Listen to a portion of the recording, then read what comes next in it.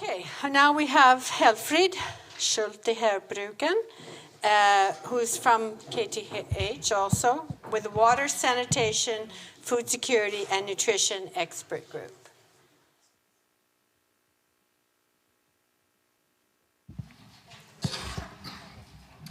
Helfrid is an interesting name, by the way. I thought it was a he, so I called him up. And this voice answered, and I thought, who has secretaries these days? But it's a she.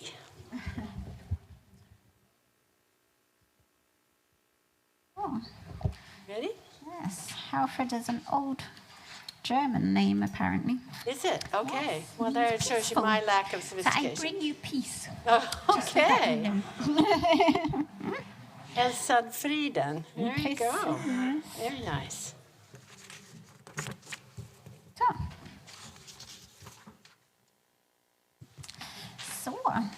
So I work at KTH at the moment on drinking water purification, but I'm very happy to introduce this expert group that we are in the process of forming, and it's really looking at the linkages between water, sanitation, and food production for food and nutrition security. So just as the previous presenter was saying before, we've been working in silos. This is very much an area where we work in silos. We very rarely have communication between the sanitation experts and the water purification experts even, and certainly not with people that work with agriculture. So we're quite excited about this.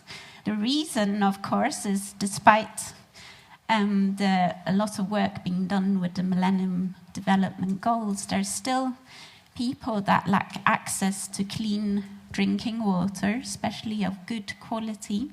There's 600 million people lacking access to improved drinking water.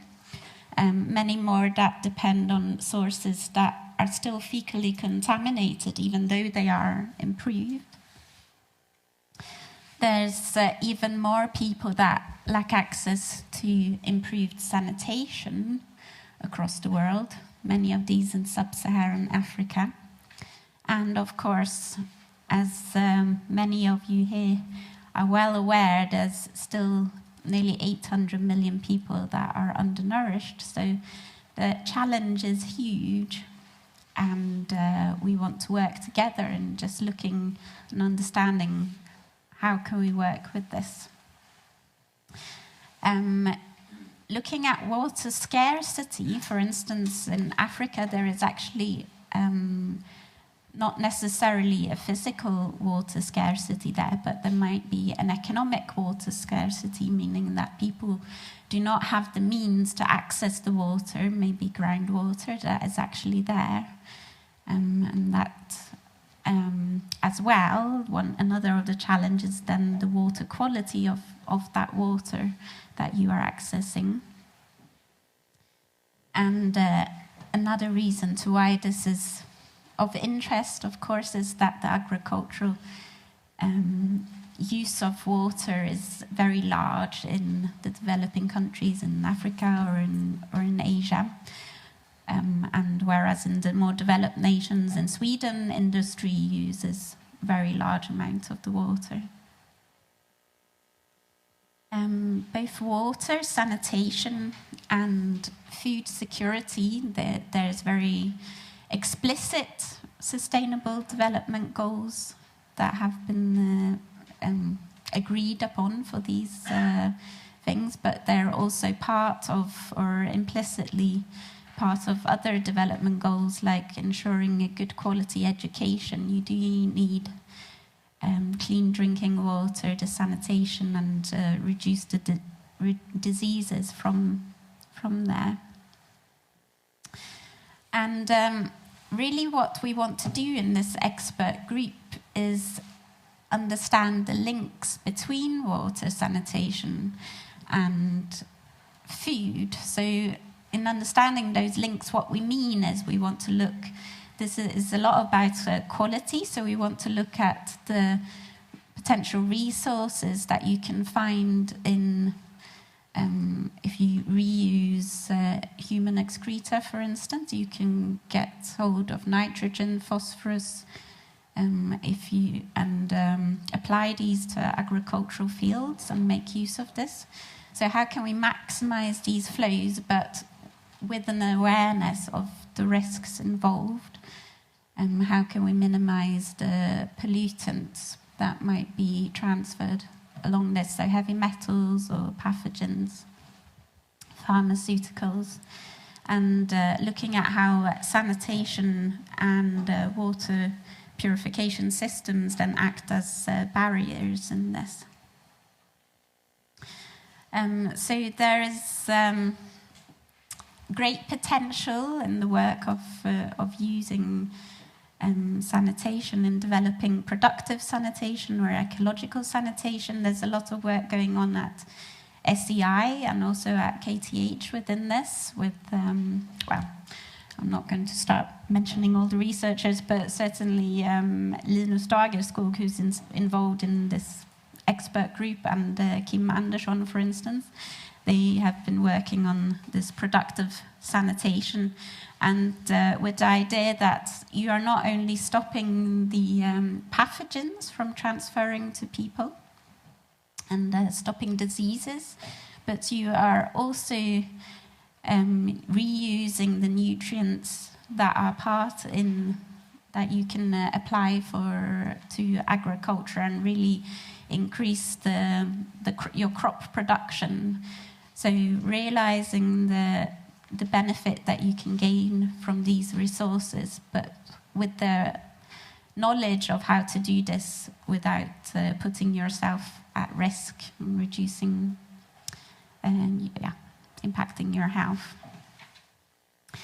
To avoid waterborne diseases, there's a lot of work going on with improving drinking water. So rather than using the rivers that are contaminated by pathogens, maybe from animals that are pooing directly into the water, you can do as the people here. They have installed a well, and thereby you reduce your exposure to these pathogens.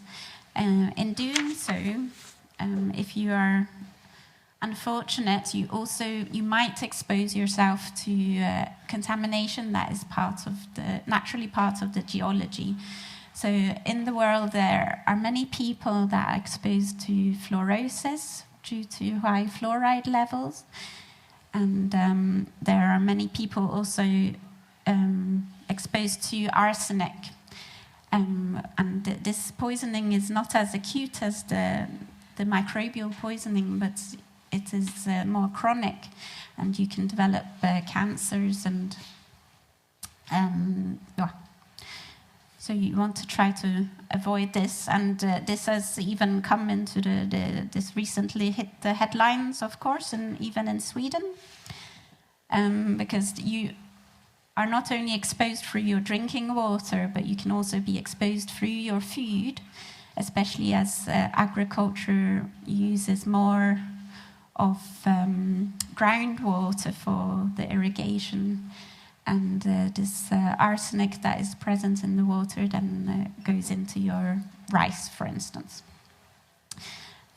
So these are the various links. And finally, of course, agriculture can also be a source of pollution to water either through excessive nutrients or through not managing to clean the wastewater from human waste as well.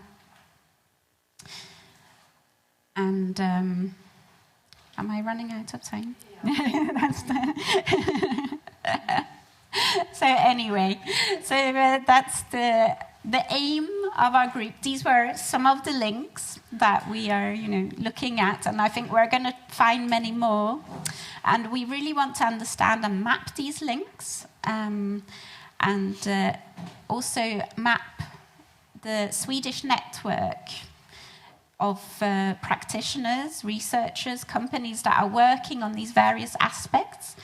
really to learn from the various experiences that they have, and then come up with some recommendations for holistic management. How can we really go about this in a practical way when working with these questions? So that's what we're hoping to do. And just as an example, in Kenya, there's a project that started off as a water and sanitation project, but quickly realized we need to include agriculture into the equation as well. So it became a WASH Plus project. And this is the outreach. We really want your input. You know, anyone with experience and good ideas, contact us. And we'd love to hear from you. Thank you.